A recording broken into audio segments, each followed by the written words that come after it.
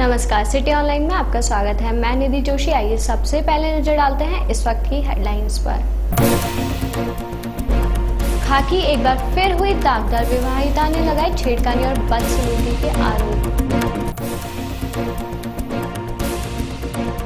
JDA 26 सितंबर से आयोजित करेगा 11 नई आवासीय योजनाओं के शिविर, मांगे जाएंगे सफल आवेदकों से दस्तावेज। और जेके लॉन अस्पताल में सुपर स्पेशलिटी सेवाओं के लिए कार्य हुआ तेज, आयोजित की कार्यशाला।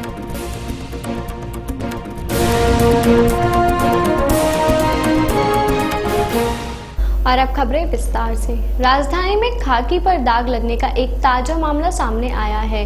घटना सोडाला इलाके की है, जहां एक विवाहिता ने पुलिस जवान पर छेड़खानी और बदसलूकी का आरोप लगाया है। मामले में आरोपी पुलिस जवान पर विवाहिता के पति को बुरी तरह से पीटने के भी संगीन आरोप लग रहे हैं। इससे पहले कि आरोपी पुलिस जवान को पुलिस हिरासत में लेती, मौके पर मौजूद लोगों ने उसकी जमकर धुनाई कर दी। फिलहाल दोनों पक्षों के बयानों के आधार पर सोडाला थाना पुलिस जांच में जुट गई है।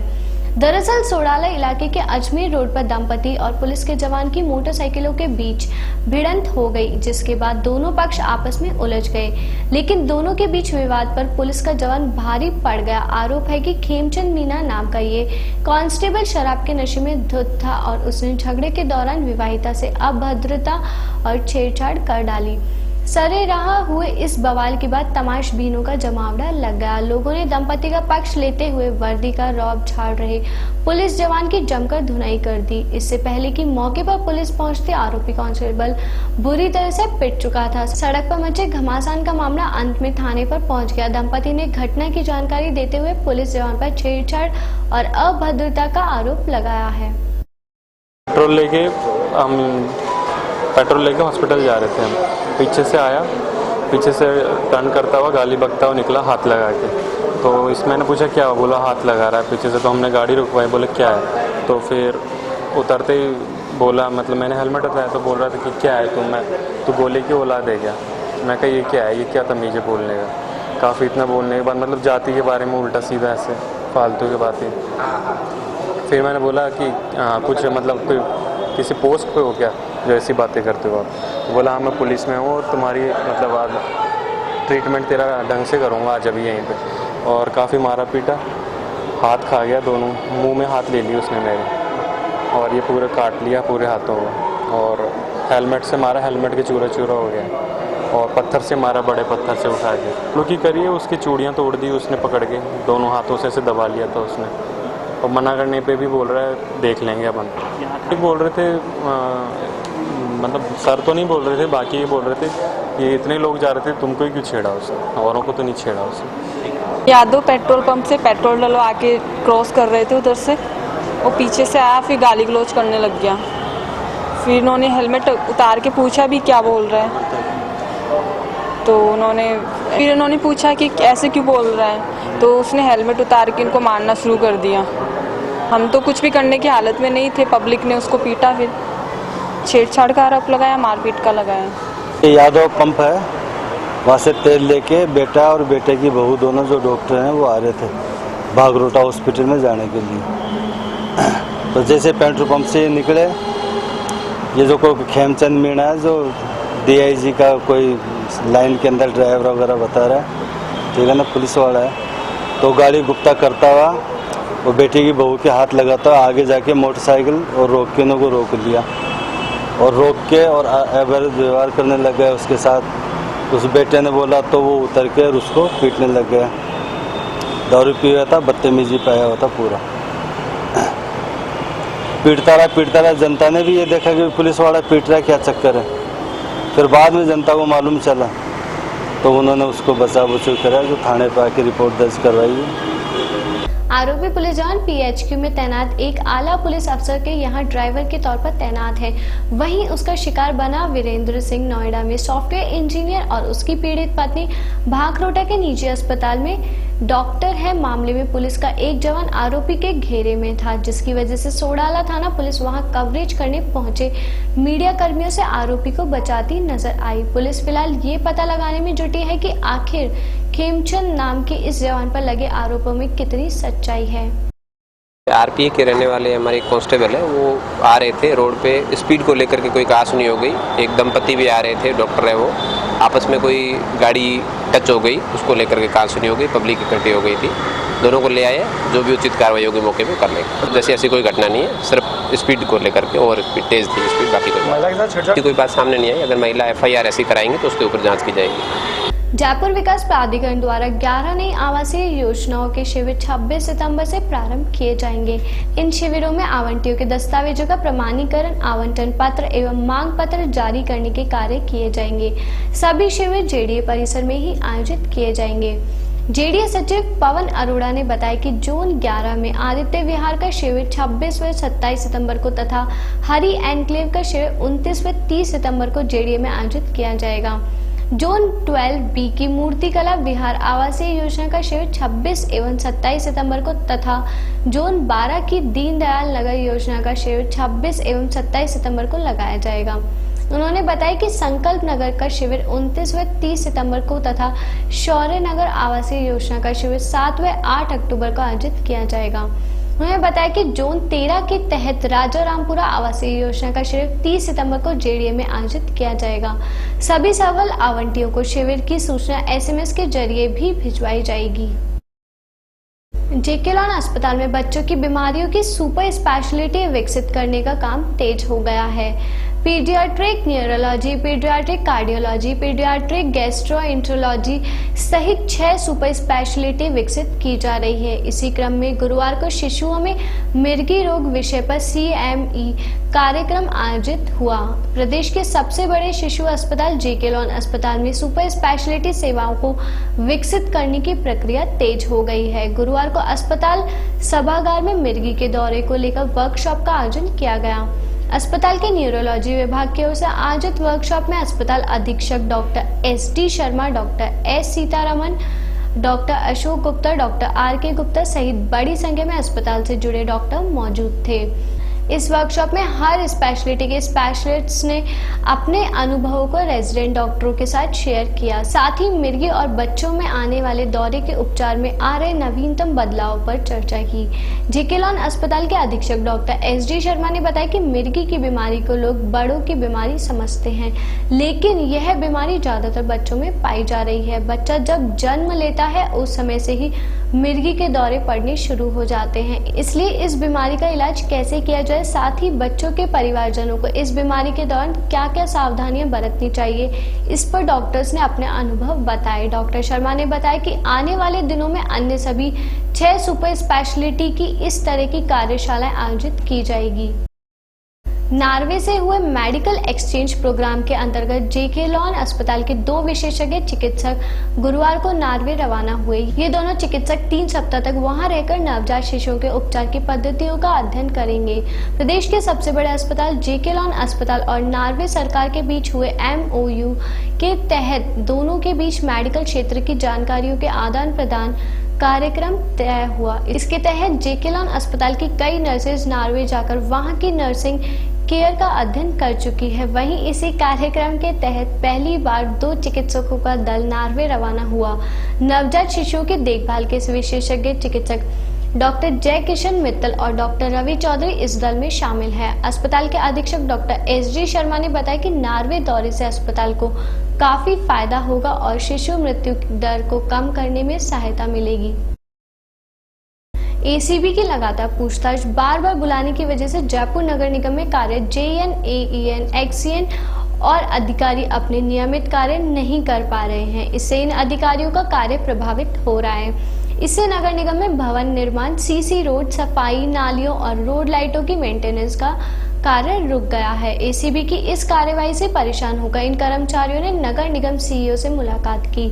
मुलाकात में इन कर्मचारी अधिकारियों ने अपनी पीड़ा CEO ज्ञानाराम चौधरी को बताई। इस पर CEO चौधरी ने ACB के अधिकारियों से वार्तालाप की। CEO चौधरी ने बताया कि अब ACB अधिकारी इन कर्मचारियों में से जरूरत पड़ने पर ही उसे बुलाकर पूछताछ करेंगे। इससे निगम का काम प्रभावित नहीं होगा। ये जो कुछ जो इंजीनियर्स वगैरह हमारे पास में आए थे और उन्होंने ये कहा कि बार बार हमें बुलाने से, ACB में बुलाने से हमारा कार्य प्रभावित होता है। इसलिए मैंने एसीबी से संबंधित अधिकारियों से बात की और उन्होंने हमसे रिकॉर्ड मांगा है और वो रिकॉर्ड की जांच अपने यहाँ पर जो तकनीकी समिति है उससे करवाएंगे और टेक्निकल कमेटी की जांच के बाद में अगर किसी अधिकारी की आवश्यकता होगी तो वो उनको। वक्त तो चला एक छोटे से ब्रेक का, जल्द हाजिर होते हैं।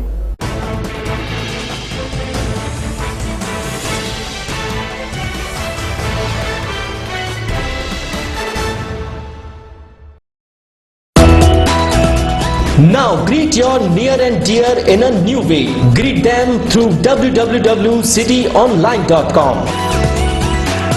Whether it is birthday, anniversary, winning or any other occasion, share it with all.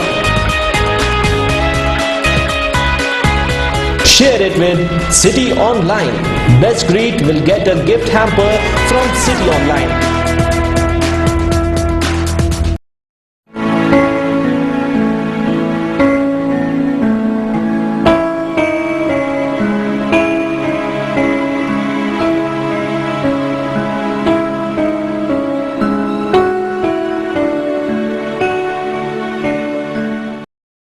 नमस्ते, मैं हूँ दिशा बाकानी। सिटी ऑनलाइन के सभी दर्शकों को ढेर सारी शुभकामनाएं। सिटी ऑनलाइन चैनल के दर्शकों को मेरी तरफ से बहुत बहुत बधाई हैं और आप इस चैनल को देखते रहें और हमें भी देखते रहें उस पर।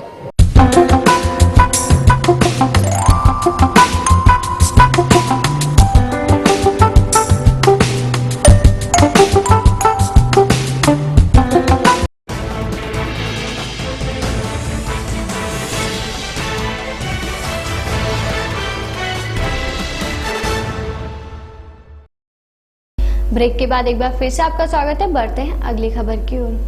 भाजपा निःशक्त जन सेवा प्रकोष्ठ जयपुर एवं संवेदना इलाहाबाद के संयुक्त तत्वाधान में सेरेब्रल पॉलिसी यानी जन्मजात विकलांगता एवं बाल अस्थि रोगों पर निःशुल्क परीक्षण शिविर लगाया जाएगा।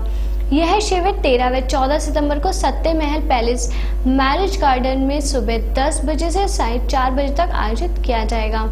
एक प्रेस वार्ता में प्रकोष्ठ के प्रदेश सह संयोजक राजेश वर्मा व संवेदना के कार्यकारी अधिकारी आलोक सिंह ने दी। पार्टी निःशक्त जन सेवा प्रकोष्ठ की तरफ से सेरेब्रल पॉलिसी सीपी पेशेंट जो बच्चे होते हैं उसके लिए इलाहाबाद से हमने डॉक्टर जेके जैन और इनकी टीम को बुलाया। वो 13 और 14 तारीख को सत्यमहल पैलेस मैरिज गार्डन है, आज सिविल लाइन फाटक के पास अजमेर पुलिया के नीचे, वहाँ पे 2 दिन का कैंप रखा। उसमें ये उनकी निःशुल्क जांच करेंगे और उनको आगे ट्रीटमेंट का परामर्श देंगे। ये कैंप हम पूरे अभी अलवर में भी लगा चुके हैं 2 दिन तक और आगे भी इसका पूरे राजस्थान में लगा के हम चाहते हैं कि ऐसा या सेरेब्रल पॉलिसी को बीमारी जो लोग बाग समझते हैं इलाज है, लेकिन उसका इलाज संभव है। उसको कई बहुत से ऐसे पेशेंट हमने देखे जिनको बिल्कुल चल फिर नहीं सकते थे, उन्होंने इनकी इलाज से, ट्रीटमेंट से, उनके मार्गदर्शन से वो चल फिर रहे हैं और आज काम अच्छे अपने सेल्फ डिपेंड हो रहे हैं।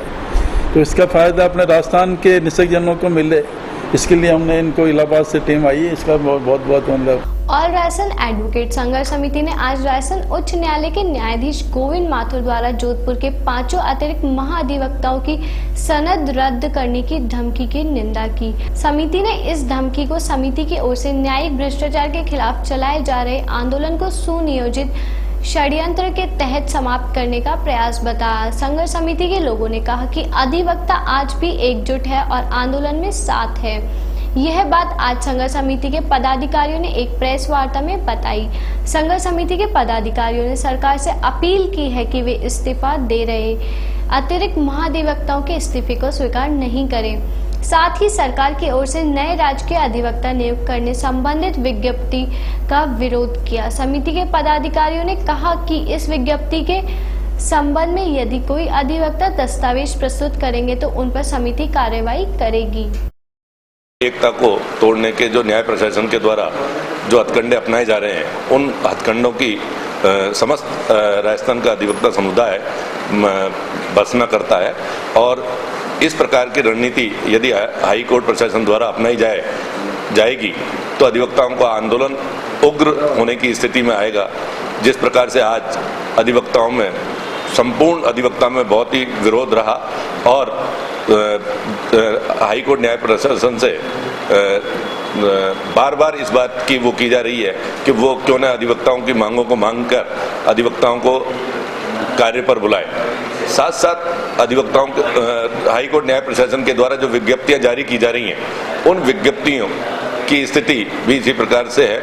और जो हाई कोर्ट प्रशासन द्वारा 13 तारीख के और 14 तारीख के जो वो निरस्त किए गए हैं कर्मचारियों की नियुक्ति से संबंधित, वो भी एक प्रकार से भ्रष्टाचार को दर्शाता है, क्योंकि अगर मान लीजिए उनमें भ्रष्टाचार नहीं था तो फिर इन नियुक्तियों को क्यों आपके द्वारा रद्द किया गया। लगभग 64 दिनों से जो अधिवक्ताओं का आंदोलन शांतिपूर्वक चल रहा है और न्यायालय प्रशासन के द्वारा, हाईकोर्ट प्रशासन के द्वारा किसी भी प्रकार की कोई ऐसी कार्रवाई नहीं की जा रही जिससे गतिरोध दूर हो।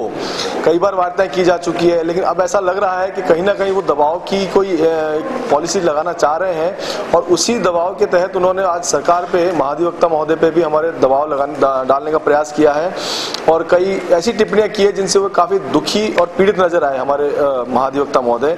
और उन्होंने ये तक कहा कि हमारे लिए पहले संस्था है, बार है, उसके बाद हमारा कोई अस्तित्व है।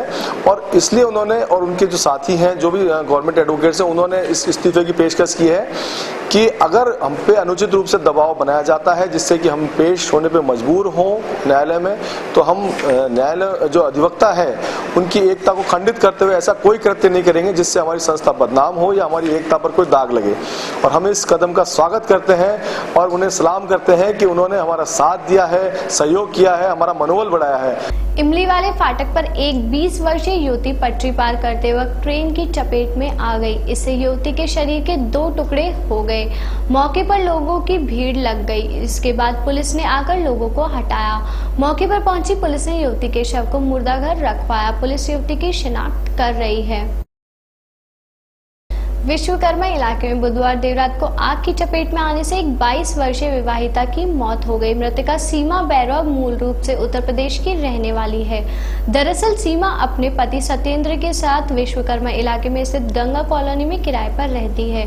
बुधवार देर रात जब सीमा घर पर रसोई में खाना बना रही थी, उसी दौरान वो आग की चपेट में आ गई। वह चिल्लाती हुई रसोई से बाहर निकली और घर के बाहर आकर गिर गई। आसपास के लोगों ने इसकी सूचना पुलिस को दी। सूचना पर पुलिस मौके पर पहुंची और गंभीर घायल में सीमा को एसएमएस अस्पताल पहुंचाया। अस्पताल में इलाज के दौरान उसकी मौत हो गई। पुलिस ने मृतका के शव को पोस्टमार्टम कर परिजनों के सुपुर्द कर दिया है। आग लगने के कारणों का अभी पता नहीं चला है। पुलिस मामले की जाँच कर रही है। मॉनसून का दूसरा दौर राज्य को जमकर भिगो रहा है। कई इलाकों में मूसलाधार बारिश से जनजीवन प्रभावित है तो कई जगह लगातार रिमझिम बारिश दैनिक कार्यों में अड़चन पहुंचा रही है। जयपुर शहर में गुरुवार को लगातार दूसरे दिन भी अच्छी बारिश हुई। शहर के खातीपुरा और अजमेर रोड स्थित विभिन्न कॉलोनी में जहां तेज बारिश हुई, वहीं टोंक फाटक और JLN मार्ग पर रिमझिम बारिश ने भिगोया। रिमझिम का दौर दोपहर से शुरू होकर देर रात तक चला। तापमान गिरावट के साथ 30 डिग्री पर आ गया है। मौसम सुहावना बना रहा। JLN मार्ग पर 4.4 मिलीमीटर बारिश दर्ज की गई है। राजस्थान विश्वविद्यालय में अब क्लास बंक करना स्टूडेंट्स को भारी पड़ेगा। कुलपति डॉक्टर देव स्वरूप ने विश्वविद्यालय के विभागों और कॉमर्स कॉलेज का औचक निरीक्षण किया। इसके बाद उन्होंने क्लास अटेंड नहीं करने वाले स्टूडेंट्स पर कार्रवाई की बात कही। राजस्थान विश्वविद्यालय में छात्र संघ चुनाव की गहमा गहमी खत्म होने के बाद पहली बार कुलपति डॉक्टर देव स्वरूप ने विश्वविद्यालय कैंपस और कॉमर्स कॉलेज का दौरा किया। इस दौरान वे विश्वविद्यालय के विभागों में भी पहुंचे। उन्होंने वहां मौजूद शिक्षकों और स्टूडेंट से बात की। हालांकि स्टूडेंट्स की कम संख्या को देखकर वे नाराज नजर आए। खासतौर पर कॉमर्स कॉलेज में स्टूडेंट्स की उपस्थिति बेहद कम रही। डॉक्टर देव स्वरूप ने कहा कि अनुपस्थित रहने वाले स्टूडेंट्स के खिलाफ जल्द ही नोटशीट जारी की जाएगी। साथ ही स्टूडेंट्स के परिजनों को भी कम उपस्थिति से अवगत कराया जाएगा। उन्होंने कहा कि स्टूडेंट्स का क्लास में उपस्थित नहीं होना काफी गंभीर है। 75% से कम उपस्थित रहने वाले छात्रों को परीक्षा में नहीं बैठने दिया जाएगा। चलते चलते एक बार फिर से नजर डालते हैं इस वक्त की हेडलाइंस पर। खाकी एक बार फिर हुई दागदार, विवाहिता ने लगाए छेड़खानी और बदसलूकी के आरोप। जेडीए 26 सितंबर से आयोजित करेगा 11 नई आवासीय योजनाओं के शिविर। मांगे जाएंगे सफल आवेदकों से दस्तावेज। और जेके लॉन अस्पताल में सुपर स्पेशलिटी सेवाओं के लिए कार्य हुआ तेज, आयोजित की कार्यशाला।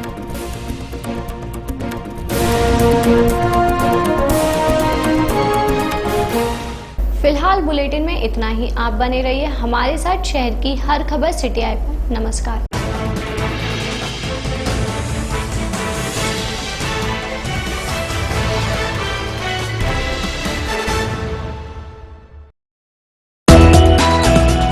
Now greet your near and dear in a new way. Greet them through www.cityonline.com. Whether it is birthday, anniversary, winning or any other occasion, share it with all. Share it with City Online. Best greet will get a gift hamper from City Online.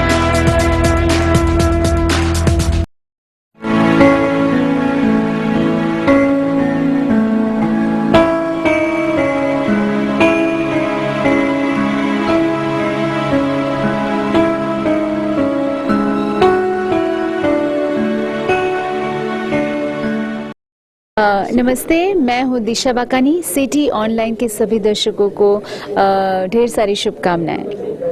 City online channel के दर्शकों को मेरी तरफ से बहुत बहुत बधाई हैं और आप इस चैनल को देखते रहें और हमें भी देखते रहें उस पर।